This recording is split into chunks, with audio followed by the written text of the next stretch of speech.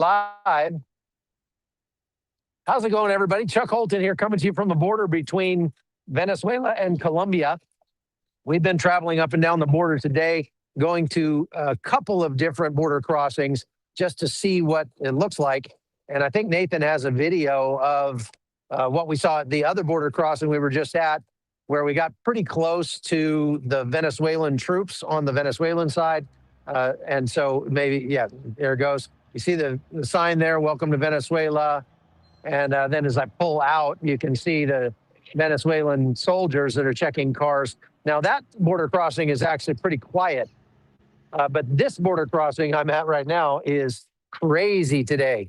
And I was starting to think like maybe people are trying to escape from Venezuela, and that's why they're all running away or out here. But if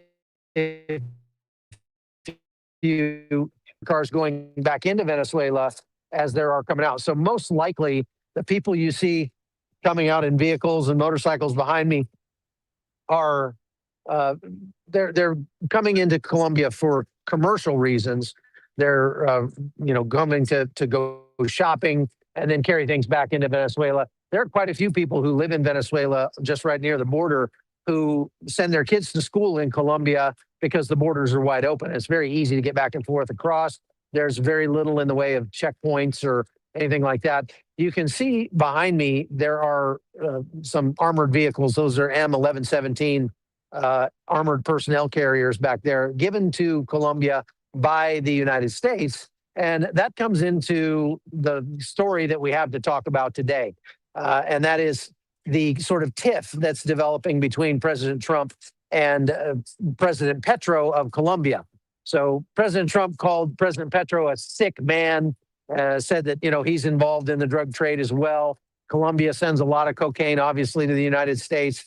And if you don't know much about Petro's history, he was actually a guerrilla back in the day. And he says he hasn't touched a gun since the 1970s or something, but he's ready to pick up a gun again if that's what it takes to protect his country from Donald Trump. Now, you recall a few weeks ago, Nicolas Maduro was daring President Trump to come get him. He was saying, I'll wait for you in the palace. I'll come get you. Come get me. You coward, and he was yelling like that. And then, here we go. Just a week or two later, President Trump did just that. He came and got him. So you would think that maybe Petro would have learned from that just a little bit, but he really didn't. Let's go a little bit more this way. There are a ton of journalists around here. I mean, a ton. There's so many journalists. Matter of fact, I'll just pan around here and show you. There's this whole island in the middle of the road is just full of journalists. I don't know who these guys are. The next one over is Fox News. And there's more coming back this way. We go real slowly around here so we don't make anybody dizzy. There's another journalist there. And you got to see this. There's a girl on the back of that motorcycle carrying a 20-foot long PVC pipe. I don't know if you can see her. She's riding on a motorcycle carrying a 20-foot PVC pipes back into Venezuela. So that's what I mean. These people are here for commercial reasons, mostly coming to Colombia to either go shopping, go to work, or go to school. And then they are going back into Venezuela. I'm trying to get that pole to stop coming out of the top of my head. So again, this tiff developing between President Trump and President Petro. President Trump saying President Petro is a sick man and he's a bad guy. President Petro, for his part, fired back, and I didn't have a chance to translate this into English for you, but he fired back in Spanish and saying almost exactly the same thing as ¿Qué pasa? Almost exactly the same thing as Nicolas Maduro had said a few weeks ago. I'm waiting for you. Let's do it. Come on, bring it. He was all bowing up on President Trump like a high school junior or something that was getting in a fight in the schoolyard. And now he says, here's the ironic thing about that. He says that the Colombians are ready to fight the United States at any time And the funny thing is, most of the equipment that the Colombian military has is equipment that was given to them by the United States. Their helicopters, their armored personnel carriers like those over there, even some of their just small arms. Some of them are made in Colombia, but others of them came from the United States. The U.S. up until just recently did joint training with the Colombian military. We supported their avionics, their aviation. We would send mechanics to work on their helicopters and keep them running. There's a guy that's not happy at all the journalists, so he did a burnout right there. That's real mature. Thank you. Real nice. So now, what's going to happen? Well, Gustavo Petro has called for nationwide protests tomorrow all over the country to protest President Trump and his blustering against Petro. So we're actually going to get on a plane tonight and go to Bogotá and attend one of those rallies, the biggest one that's taking place in the main square downtown Bogotá tomorrow. So stay tuned, because we're going to be doing all that. Now, last night, if you haven't seen the video I made late last night, there was some confusion, let's say, in Caracas, because somebody was flying a drone around, and many people said it was a commercial drone, just some kid flying a DJI Mavic or something like that. But as it turned out, they let loose with everything they had, all their air defense assets, everything firing into the sky, tracer rounds going everywhere, and then armored personnel carriers and other armored vehicles flooding into the area around the presidential palace. And, that is the reason that shows you that, number one, the Venezuelan military is still very functional, although not very competent. They are scared to death that there's going to be more attacks against them. But from what we've heard from President Trump, it doesn't sound like they're planning to assault Venezuela, to put boots on the ground, or even do bombing campaigns, because their whole explanation for why they took out Nicolas Maduro is that this guy's not the president; he's a criminal, and they're correct about that. He's under indictment in the United States. They're correct about that. And so we have a warrant for his arrest, just like we did for Manuel Noriega back in the 80s. And so that's why we came in and take him out. Now, they do have indictments for other top members of the Venezuelan government and military. Guys like Diosdado Cabello, who yesterday was in downtown Caracas, all surrounded by his military guys, and they were threatening the Venezuelan people and saying, we're going to start going door to door and checking to see if any of you have anything that makes it look like you're in support of the removal of Nicolas Maduro. And they have a motto that Diosdado Cabello likes to have people shout, and that is that doubt is treason. Now, it's a little weird, if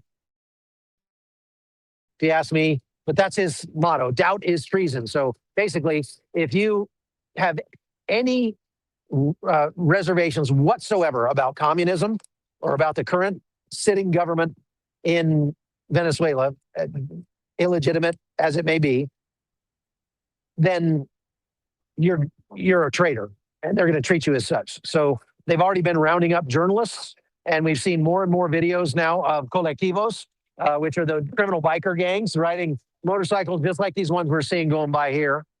But hundreds, if not thousands of them in Caracas riding around with their weapons. And, that's really a flex, because the average Venezuelan citizen is not allowed to have a weapon. So if they're riding around blatantly displaying their weapons, and they're not military, they're civilians, what that shows is, look, we're the criminals, we're in charge. So this has echoes of more like Haiti right now, where the gangs are really controlling Port-au-Prince and that sort of thing. And so I wouldn't go so far as to call Venezuela a failed state, because they still have a very solid grasp on power. The Maduro administration is still there.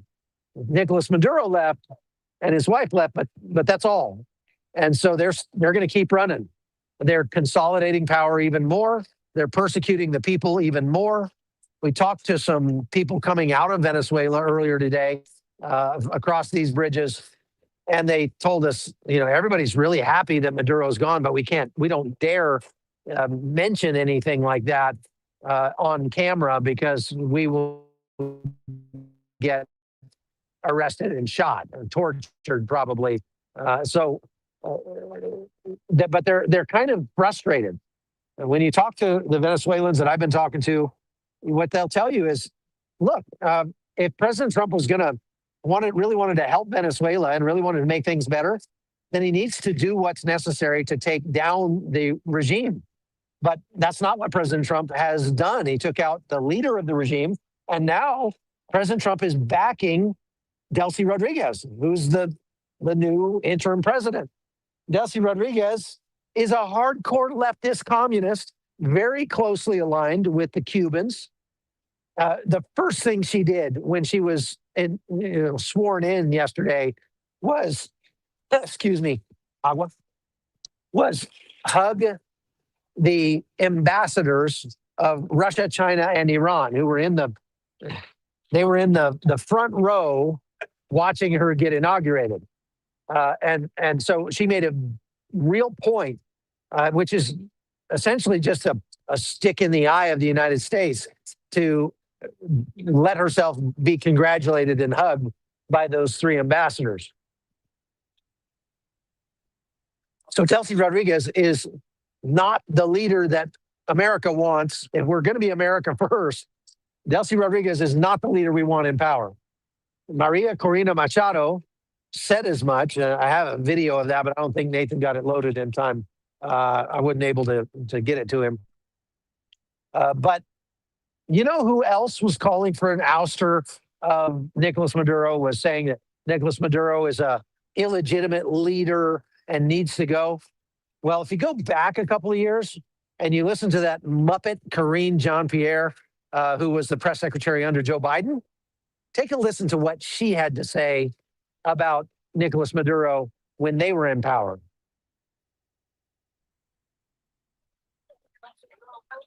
Come on, Nathan. You got it? Oh, there it is. No. You got it? Sorry. I don't see it. It's the one with the Muppet on it, the black girl with her hair like... No, you don't see keep talking while I look for it, because I don't think I have. All right. Well, if you find it, put it up, and I'll just keep talking. All right. But so what she said essentially was all the things President Trump has been saying. President Maduro is a criminal. He's illegitimate. He's in charge of the narco trafficking in Venezuela. He makes tons of money off of that, and so he's a very bad guy, and he needs to go. That was Karine Jean-Pierre 2 years ago, and like I say, maybe Nathan will find that video and put it up. But ironic, isn't it? Because now the same leftists that were calling for Nicolas Maduro's ouster are angry at President Trump for actually doing so. Chuck Schumer called for his ouster. Hakeem Jeffries called for his ouster. Like, all of those people under the Biden administration had very negative things to say about Nicolas Maduro. And now they are just criticizing President Trump for doing exactly what they wanted done before. So I guarantee you, if Joe Biden had managed to pull off an operation like we saw on Saturday to take Maduro out of power, the left would have been jumping for joy, would have been shouting its praises and saying President Biden is the strongest president in American history, and all that kind of garbage. And this just goes to show you that both sides in America, they just stick with their team, right or wrong, good or bad, positive or evil, doesn't matter. They just stick with their team. They cannot depart from the party line and I cannot respect that. I have a problem with that.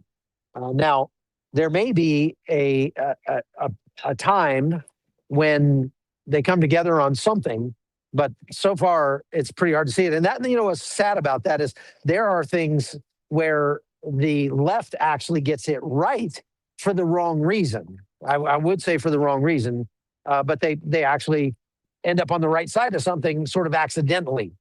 But the Republicans can't agree with them on those things because, well, that's the other side. We can't do that. And I just think that you should let yourself be guided by what's moral first, and then make your decisions based on politics and those kind of things, economics second and third, but do the right thing because it's the right thing. Whether or not it's politically advantageous, whether or not it's even economically viable, do the right thing, even if it's expensive, because our integrity should be worth more than mere politics. That's just my own personal opinion. Now, Nathan, what other videos do you have on there? Because, and I'm sorry for the camera zooming out, it's doing that on its own. Si quiere. No acepto invasiones. So no turn the audio down. Misiles, no I don't accept missiles. I don't accept assassinations. I accept intelligence. So if you want to talk to me, come talk to me right now, and I'll be waiting here for you. He's talking to President Trump there, okay? Now, the funny thing is, Gustavo Petro is not going to be president for very much longer. They have elections coming up in a few months, and a few months after that, he will be gone. And the way that presidential elections work in Colombia is that the president gets 1 5-year term, and that's it. There's no re-election possible. So we don't have to worry about Gustavo Petro remaining as a president. And so what that means is if President Trump really did want to take him out, and we don't have, Gustavo Petro is the duly elected president of Colombia, unlike Nicolas Maduro. And so performing a similar operation against Gustavo Petro would be an act of war, and it would not have the same legal justification as the operation that they did on Saturday in Venezuela. That being said, wow, it's getting busy over here. And that being said, if President Trump really wanted to take Gustavo Petro out, he just has to wait a few months. And when he's not president anymore, then we could have him arrested. And maybe the new president would be willing to work with Trump on that and extradite Gustavo Petro to the United States. So I think Gustavo Petro is not out of the woods. He's such a hardcore communist. He can't like Trump. He cannot allow himself to agree with Trump on anything. And it's been very bad for Colombia since he got in office because of that. So all of the funding that the United States was giving to Colombia to support their military and their law enforcement and to help with the drug eradication and all of that stuff has gone away. So their military and their police are much weaker now than they were at the beginning. And that's caused an increase in violence, even here in Cucuta, because we're in an area of Colombia that is known to be a hotbed for the criminal gangs and narco gangs that exist, like the FARC and the ELN. And that's ELN is the National Liberation Front.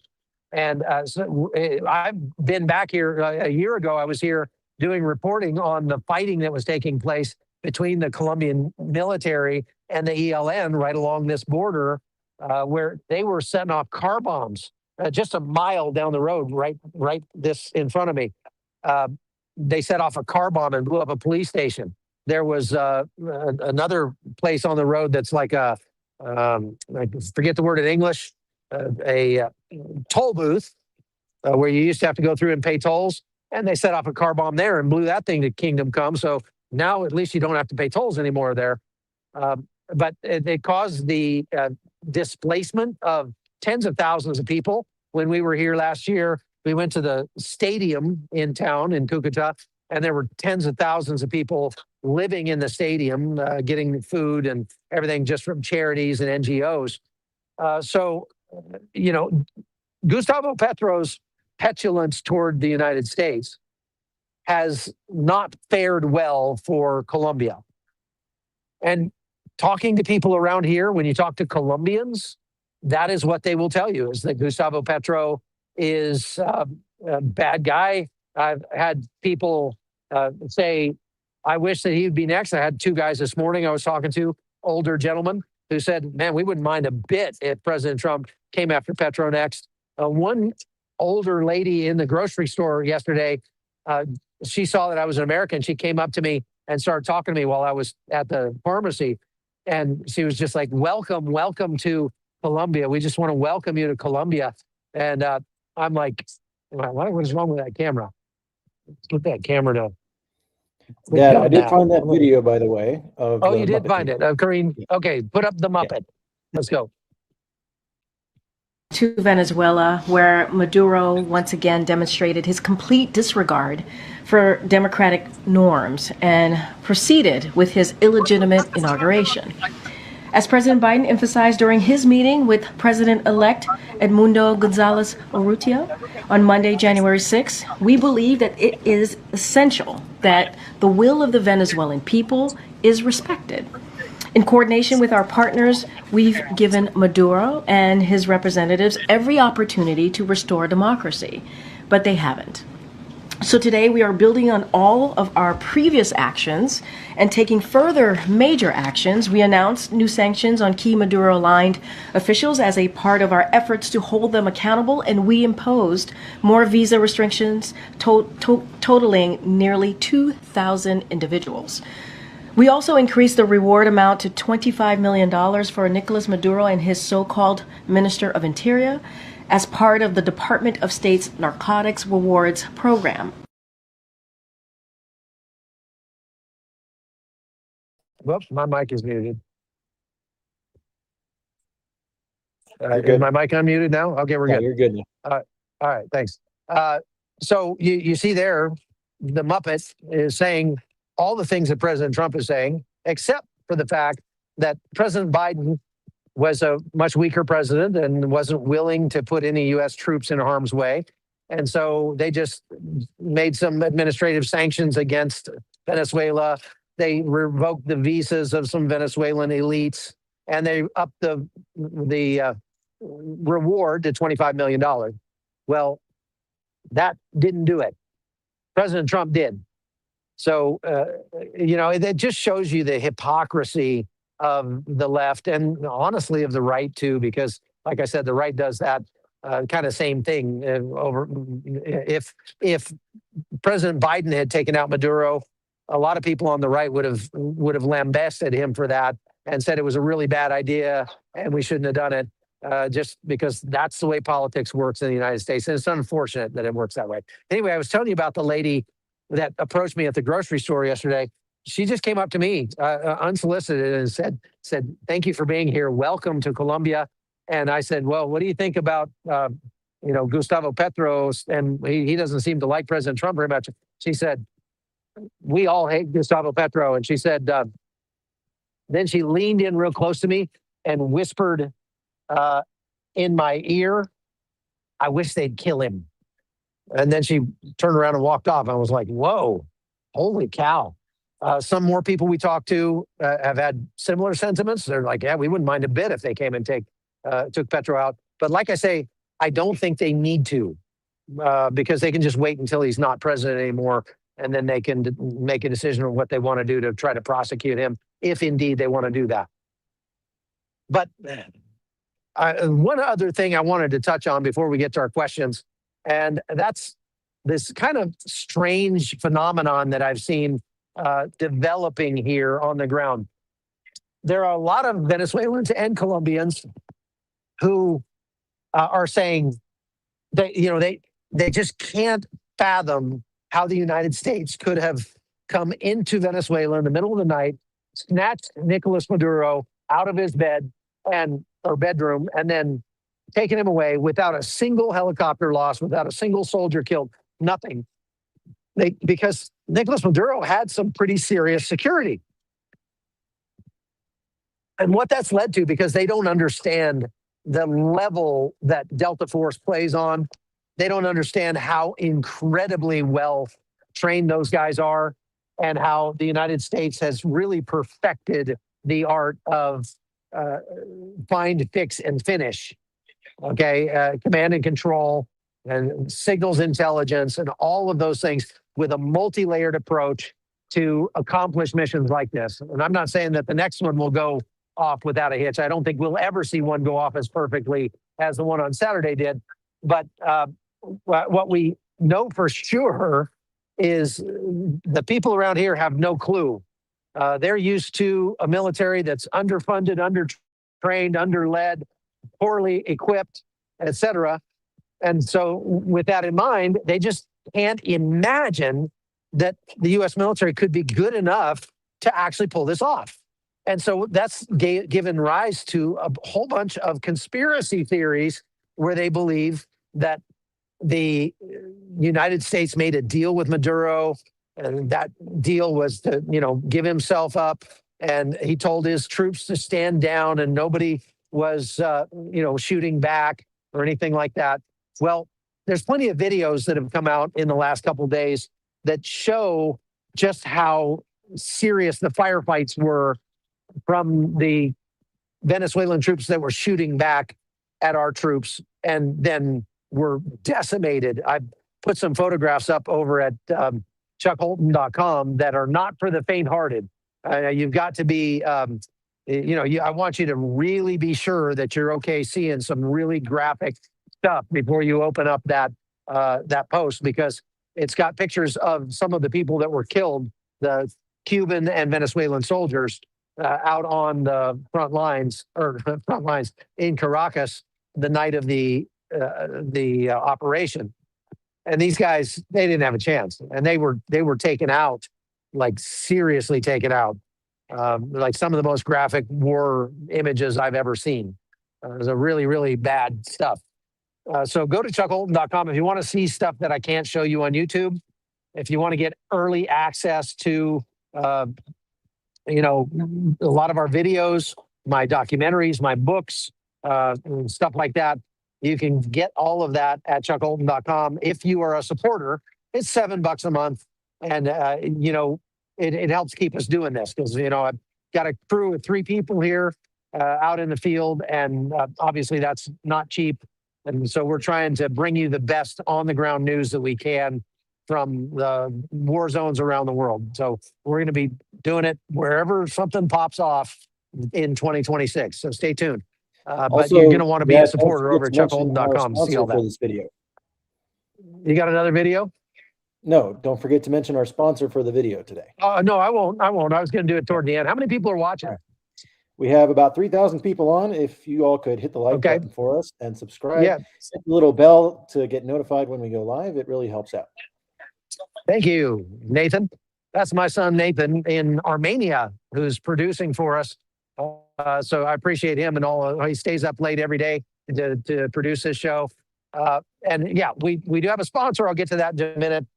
Before I get to that, though, I wanted to just remind you that we have a tour to Panama going in April. And if you'd like to take a trip with me and my wife and see the Panama Canal and see some of the places where the invasion took place in Panama, and then go up in the mountains and relax and have go to waterfalls and get a massage and stuff like that, just send an email to info@holtonnews.com and you can get more information about that. We've got a few rooms left. I think we might have sold out last night, but so far we haven't got deposits from a few people. So you might still be able to get in under the wire if you wanted to join us in April on a really nice trip. It's not real strenuous. It'll be a fun trip to Panama, and you'll love it. Okay, so now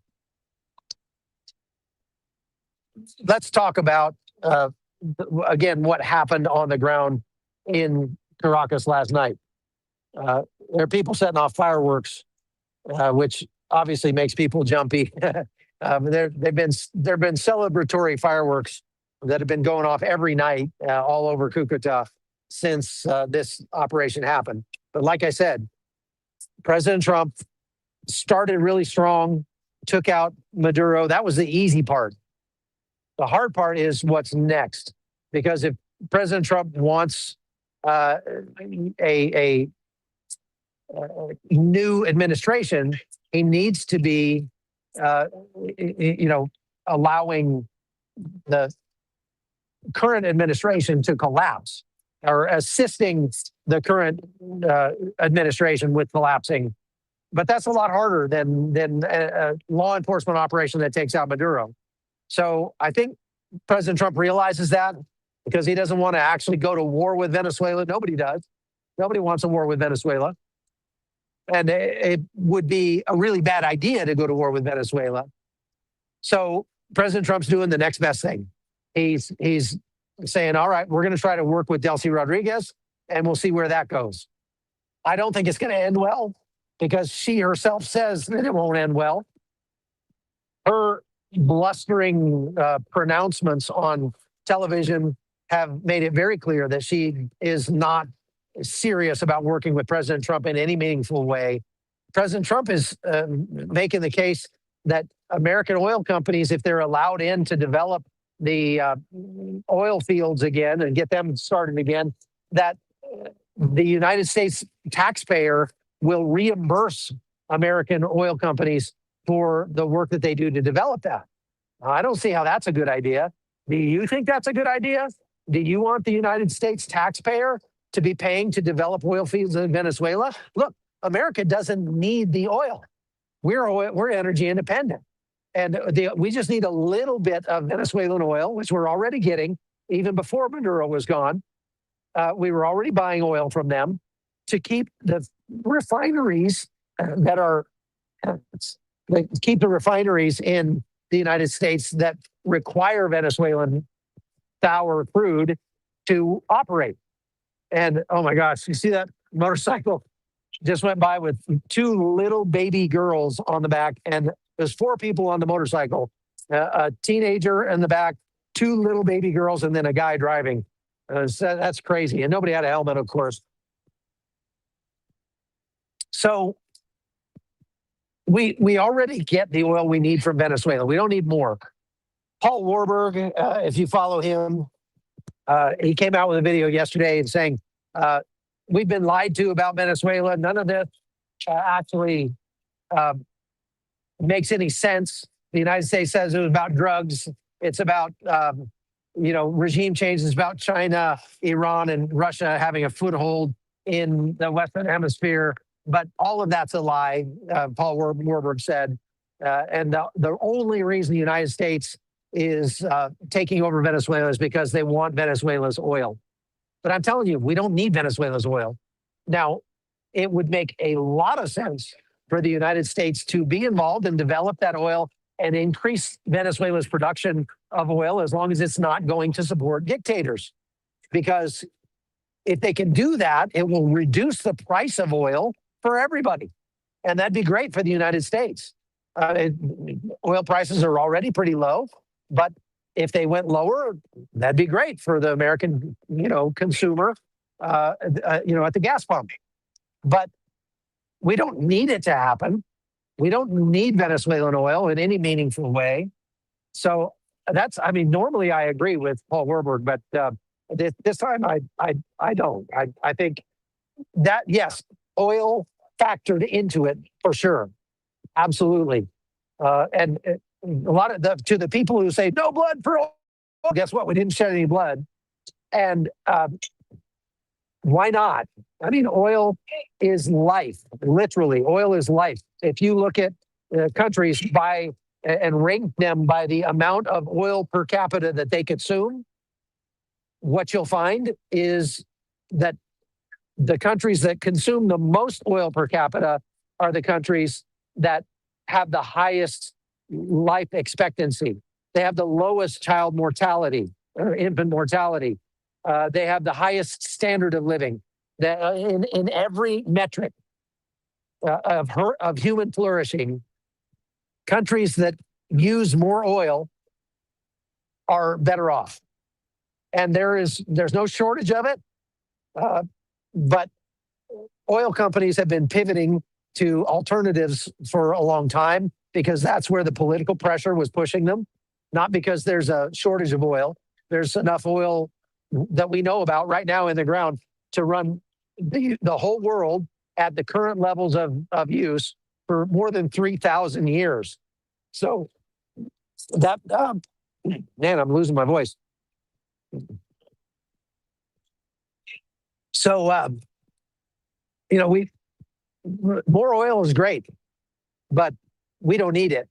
And that's just a small part of the total picture of why we moved on Venezuela. But President Trump, it appears to be that President Trump is deciding to kind of back off a little bit, let discretion be the better part of valor.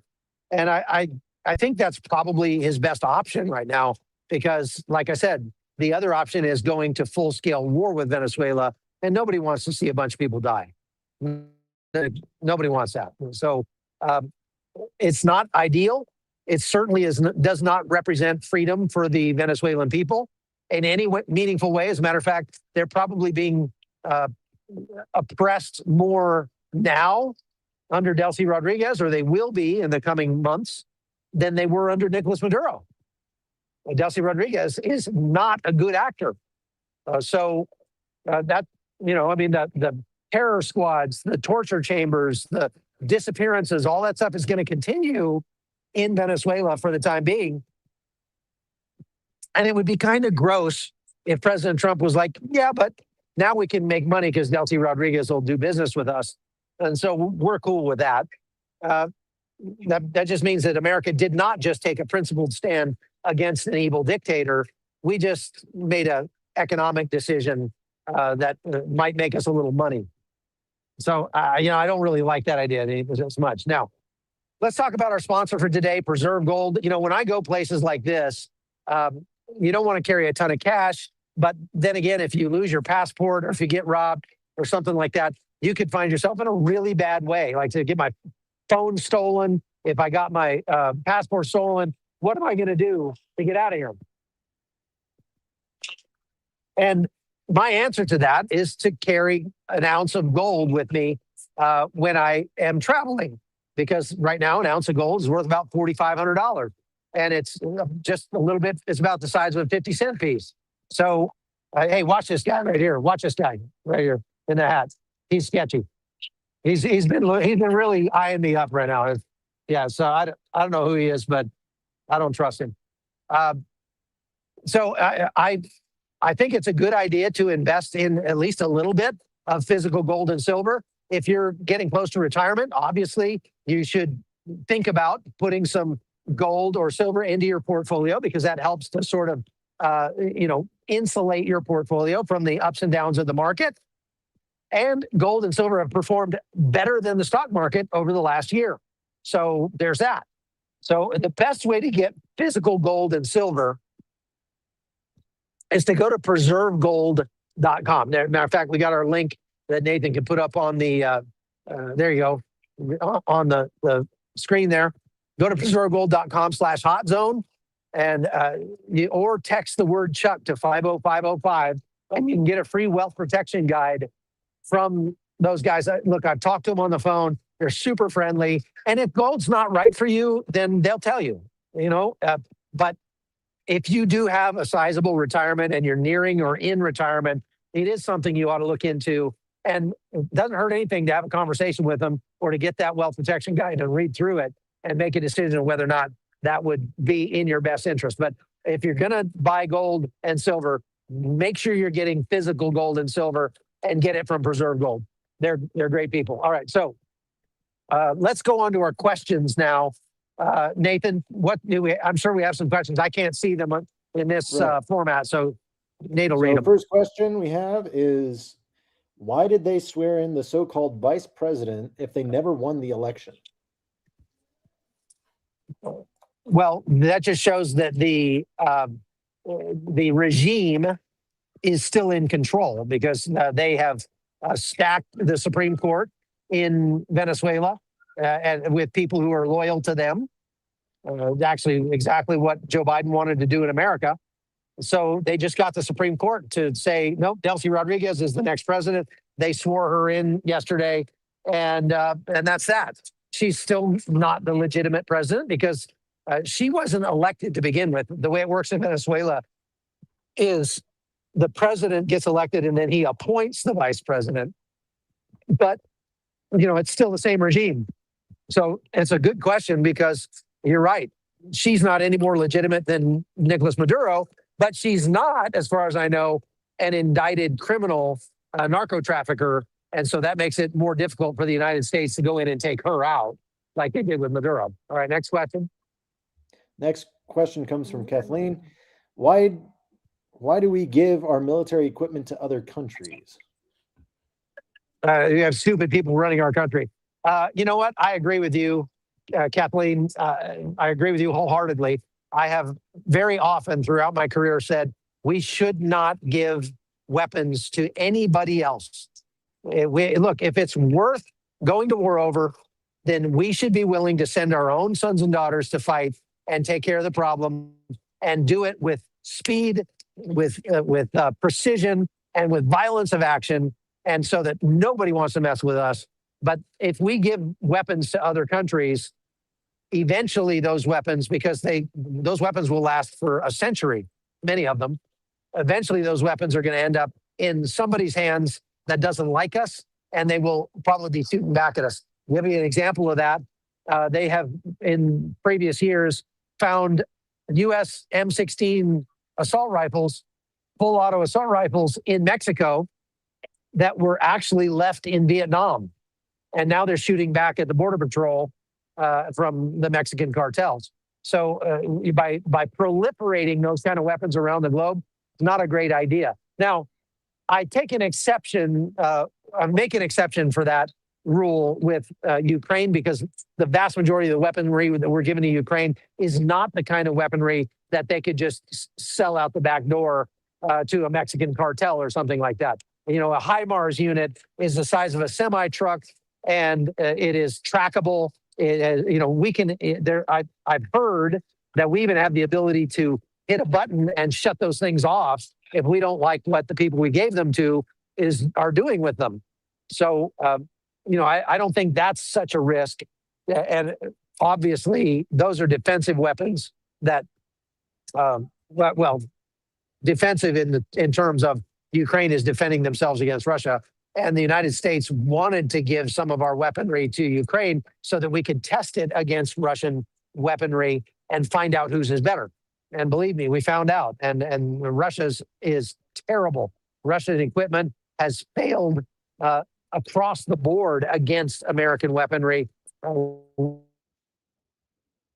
terms of, everything except cost. Ours are a lot more expensive than theirs are. So, I'm with you. I mean, why? The reason we do that is because, like these armored personnel carriers back here, they used to be used by the United States military police. They have moved on. They've upgraded to a different vehicle now, and so we had thousands of these things. And so, what are we going to do? Dump them in the ocean? Cut them up for scrap? Maybe we should have, but they decided that it was worth helping the Colombian military be able to take a harder stance against the narco traffickers and the FARC and the ELN and all those guys. And so we gave them to Colombia. But, those armored personnel carriers right there have serious weapons on them. Each one of those has a 50 caliber machine gun and a 40 millimeter grenade launcher that is, that can do some real damage. So that's not the kind of thing you want all of a sudden falling into the hands of people that don't like you. And as we've seen with Colombia, it only takes one election to elect a communist. And next thing you know, we're at odds with that country. And so we'll find out what happens tomorrow when we go to the protest in Bogotá. But hey, next question. Next question. When are we going to go after the cartels and drugs in Venezuela? Good question, because none of the strikes, as far as I know, that happened on Saturday were against the narco drug facilities or anything like that. They were against air defense assets, military bases, and of course, anything that was guarding Maduro's private residence. I did hear that we struck a facility, a factory that made like Iranian style drones, what they call their Shahed drones, which are long range drones that could actually potentially reach the United States from Venezuela. They don't carry a big warhead, so it's not, like we would really need to worry about them. They're very slow. We would know probably, hours ahead of time if Venezuela fired any of those at the United States.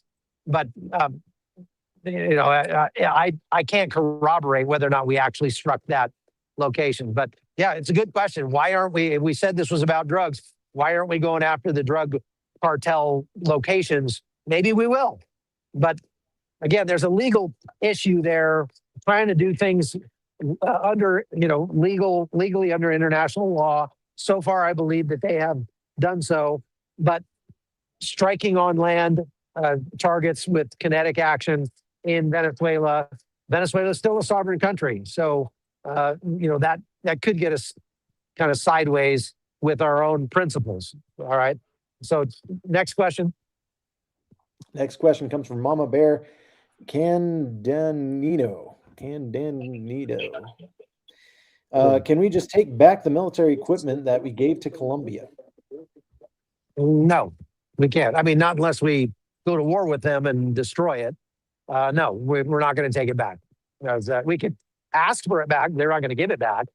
That would cripple their military, police, and Air Force. Like in one fell swoop, would completely cripple them. And so they won't give it back. That's not going to happen. Next question. Next question is from Diane Britson. So what has the U.S. gained exactly if no new elections? Yeah, good question. President Trump said there's not going to be any elections in the next several months. And so what does that mean? Well, that means that the current regime is going to stay in power. Talking to some people that were coming out of Venezuela today, I asked them specifically about that, and they said people over there in Venezuela are saying that maybe within about 3 months, something will change and the regime will no longer be in power. But there's no real way to know that. There's 1,000 things that could happen between now and then that would change the calculus there. So we're just going to have to wait and see. Next. There's plenty of things the Trump administration could do to encourage the regime to fall. But so far, they're not showing that they're willing to do any of those things. So, and they have not lifted sanctions yet. So that's one thing that stays in place. Okay, next. Next question is from Crystal Elaine. Can you explain sanctions and how they affect one individual versus a government when set against them? Yeah, the sanctions are normally against companies that want to do business with Venezuela. So they say Venezuela is sanctioned, so no American company can do business with them. If they do, you're going to have your assets confiscated, or you'll be fined, or something like that. They can sanction individuals and say, we won't allow you to travel through the United States. We won't give you a visa. We're going to freeze any assets that we have access to of yours and things like that. That's how those sanctions work. But there are a million ways that they have figured out how to get around the sanctions. So if they want American products in Venezuela, the wealthy people, they just get Colombia to buy them because Colombia is not under sanctions. And then they transport them right across this border into Venezuela and they sell them in Venezuela. So they just go through a third party. And so that's why sanctions are kind of a limp-wristed approach to diplomacy, in my opinion. Okay, next question. Next question comes from Edge, who says, Brother Vet, who were you with and when? I was with the 3rd of the 75th Ranger Regiment from 1987 to 1991, and then I was with the 1st of the 147th Aviation National Guard in Wisconsin, flying helicopters until 1995, and that's when I got out of the military altogether. And since then, I've been a war correspondent, I get paid a lot better to get shot at nowadays than I used to. And I've seen a lot more combat as a journalist than I ever did as a ranger. Next question. Next question comes from Rain. Chuck, what are you doing there? What am I doing here? I'm talking to you, bringing you the news of what's happening on the ground. Next. Next question. Do you think Daniel Ortega in Nicaragua will be taken down by the U.S.? No, I don't. Daniel Ortega is a communist. He's a dictator, without a doubt, but he's also an elected dictator. And so, no, I don't think we're going to be rampaging through Latin America, taking out everybody we don't like. That's not who we are. Next. What about the bombing in Iran? How well was that done? That was done very well, but now we may see more action against Iran in the next week or so. So stay tuned. And if that happens, I'll be on a plane heading over that direction. Now, next question. You said they shot at the Yanks. I'm assuming he's talking about the Delta team that came in. Oh, yeah, they did. There were some serious firefights during that operation, them shooting at the American forces as they were performing the operation. Those guys did not have a long lifespan after that. That was the last thing that they did was try to resist the United States, because some of the videos are coming out are just insane. The helicopters had what are called Vulcan cannons on them, which are like an 8-barreled machine gun, either 5.56 or 7.62, that fires like 4,000 rounds a minute, and it'll make you vaporize if you get hit with that. They can put a bullet in every square inch of a soccer field in under a minute. That's how. I mean, something like that. Just insane. The firepower that they were bringing to bear. You can hear it sounds like the sky is ripping open. You can see these lines of tracers that just look like a fire hose of red going down to the ground. So those are the kinds of things that those who chose to fight back faced, and they lost. So next question. Next question is all that traffic leaving Venezuela behind you? The traffic behind me is leaving Venezuela. The traffic over on this side of the street is going back into Venezuela. I don't know if you can see over there, but there's there are as many cars going in as there are coming out. So I doubt that it is people fleeing Venezuela because of there might be some of that, but most of the people leaving are just leaving to go shopping and then go back home. Next question. Why not buy heavy crude from Canada? OnlyFans. Good question. Don't know the answer to that. Oh, there's a car going by with a big OnlyFans sticker on it. It's like it looks like a Lada, but it's got a huge OnlyFans sign on it. I want to see who's in that car. That's funny. Okay, next. All right. Isn't Edmund Gonzalez the rightful president of Venezuela? After all, he was the actual winner of the 2024 Venezuelan presidential election. That's correct. Edmundo Gonzalez, the guy whose name I can never remember. Yeah, he's the guy. And the only reason he was voted in rather than Maria Corina Machado, because she was more popular than he was, is that the Venezuelan government under Maduro disqualified her at the last minute. And so Edmundo ended up running and winning with like 66% of the vote. Like major win, landslide. Next, I've got to hurry because I got 5 minutes. I got to go live. All right. Actually, you know what? I got to go. I'm sorry because they're going to be calling me any minute. Sorry, folks. Yeah. I've got a hit on Newsmax coming up in a few minutes. And so I'm going to have to leave it there. Thank you very much for watching. I appreciate all of you. Please go to chuckholton.com, become a supporter over there, and make sure that you're subscribed to this channel. God bless you, and we'll see you again. And if anything's breaking here, we'll go live right away and let you know. We'll see you.